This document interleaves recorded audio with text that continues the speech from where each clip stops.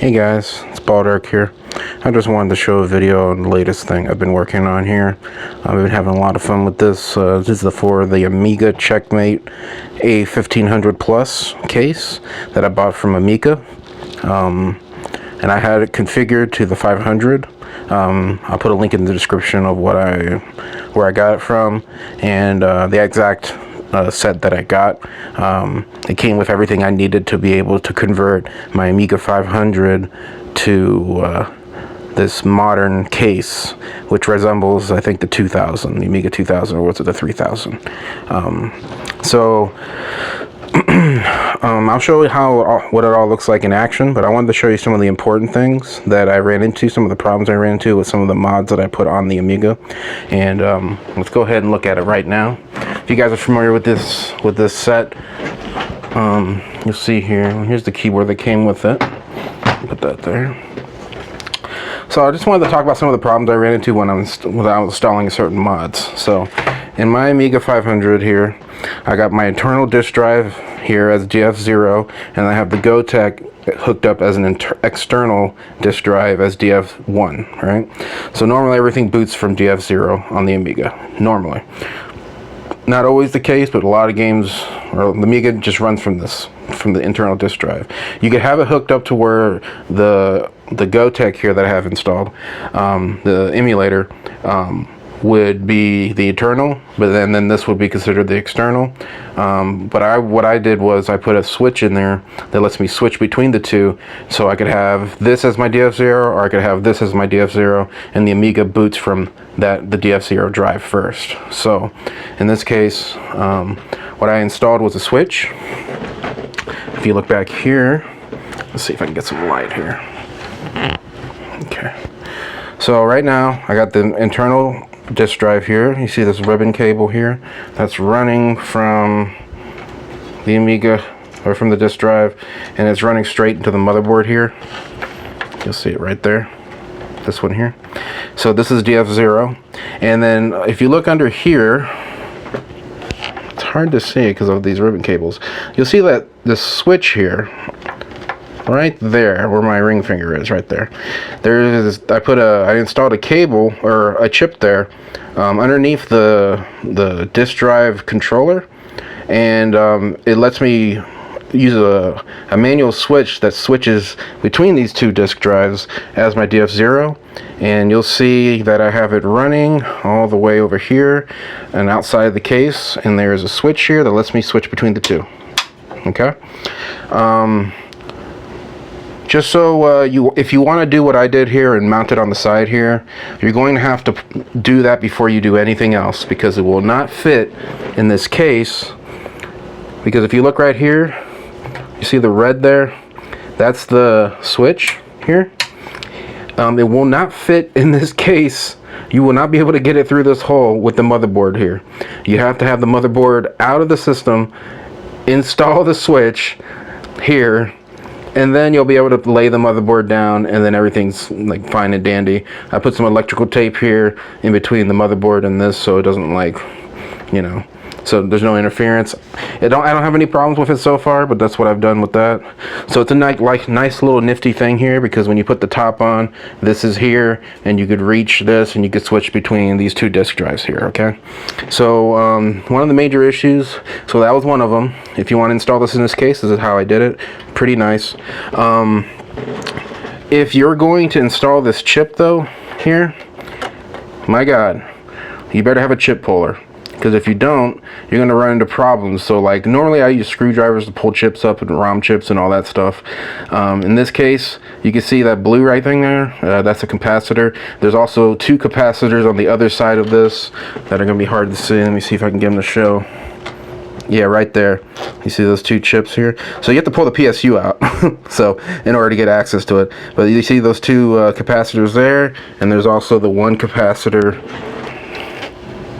right there, the blue thing there. I use a screwdriver to pull it up. Problem is, those two capacitors, or three capacitors, are in the way in order to pull this chip up. So if you have a chip puller, or ROM puller, or whatever you call it, I'll put a link in the bottom here. it'll allow you to grab from both sides and pull up, and that'll just make things so much easier than what I did with a screwdriver, because I was afraid I was going to break the leads on these capacitors. So I didn't. I got lucky. But if I didn't have a chip puller, so yeah, I'm probably gonna buy one in the future. So if I ever run into that problem again, I won't be tempted to use a screwdriver. So, but yeah, that's one of the problems I ran into.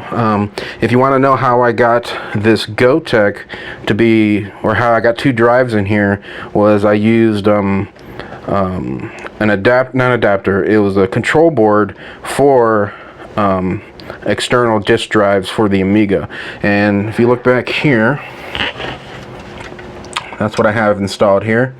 It's basically just it gives power, and you have the ribbon cable for the disk drive here in the Gotek.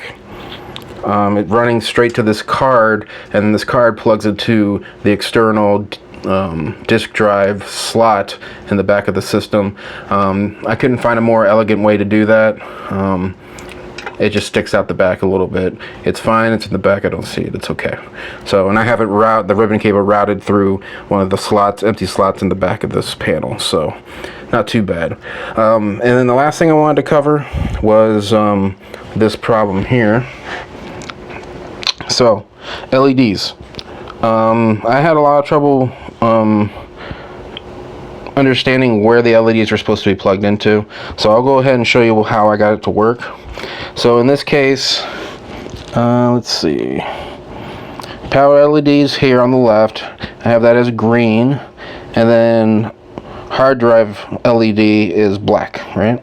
So I have this routed all the way back here. So it's going to be a so this right here is the keyboard encoder, or PS2 keyboard adapter, that you could use PS2 keyboards with your Amiga system. Normally it has its own built-in keyboard. This allows you to swap keyboards and do whatever you need. It's a very nice solution for this problem. So you don't have to use an original Amiga keyboard. And then the case I bought, or the system I bought, came with a free PS2 keyboard, which is like, you know, it doesn't say Amiga, it's got stickers there, it's kind of doesn't really match, but it's fine. It's fine for what it is.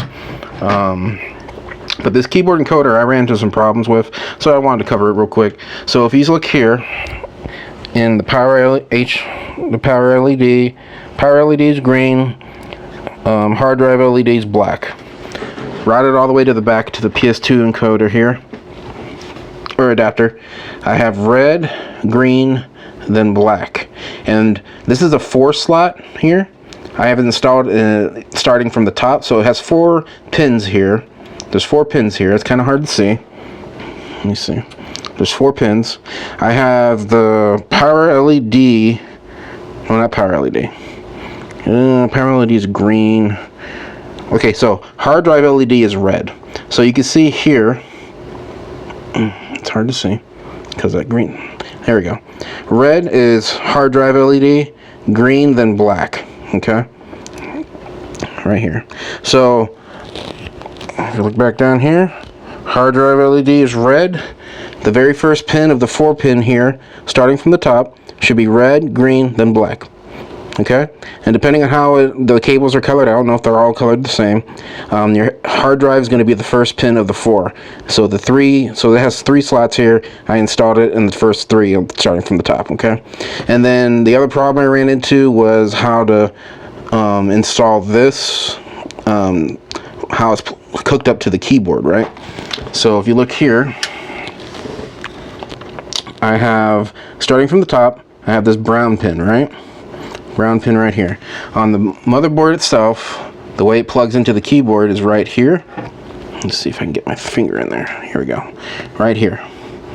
Yeah, there we go. You see the first pin on this, on the motherboard, is brown, right? Starting from the left.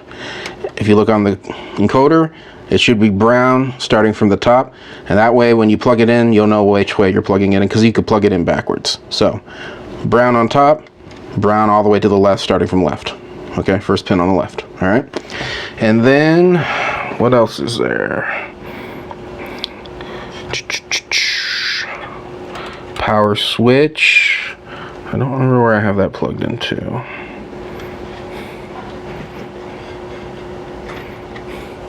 Oh, power switch. So last thing I'm going to cover here, and then I'll show you the system in action, is the power switch. So I have the power switch routed all the way over here to this modern PSU adapter for the Amiga 500 that allows me to use this black PSU, low powered PSU for the Amiga, and there's the switch for it. Boom. Easy enough, right? Alright. So that's basically what I wanted to cover. If you have any questions, let me know. Like I said, if you want to install this switch, you have to install that before you install anything else. Otherwise, you literally have to pull everything up, because it will not fit in this case because of the clearance between the board and the switch. So, and then some of the problems I ran into with the keyboard adapter, the PS2 adapter, was a pain in the butt. But yeah, let me go ahead and show you what it looks like in action. Give me a second. Okay.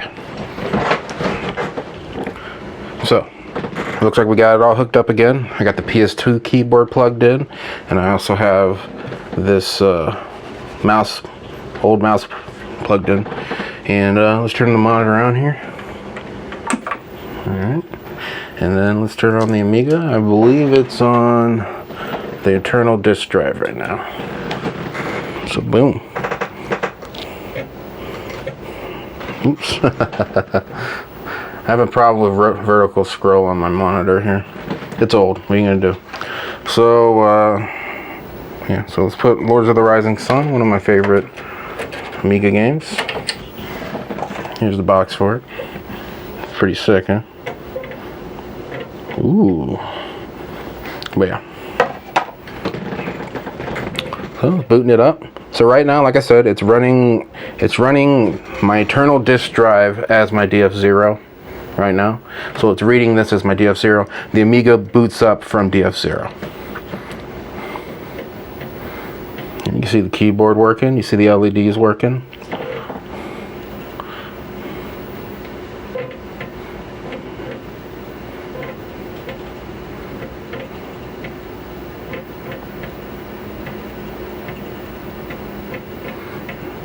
Amiga was never known for its speed, let me tell you.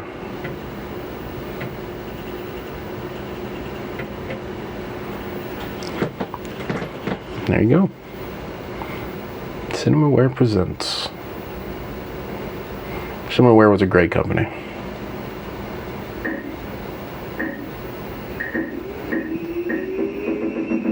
Boom, baby.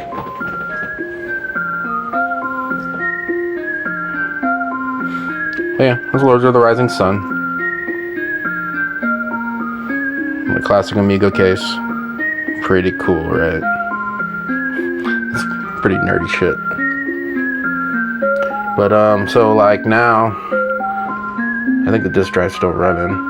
So what I'm gonna do is I'm gonna hit the switch. Right? That's on the side of the case here. Right?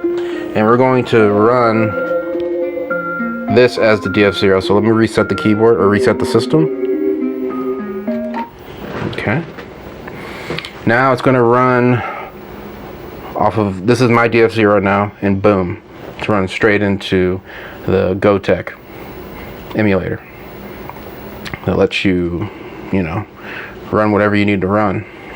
So yeah.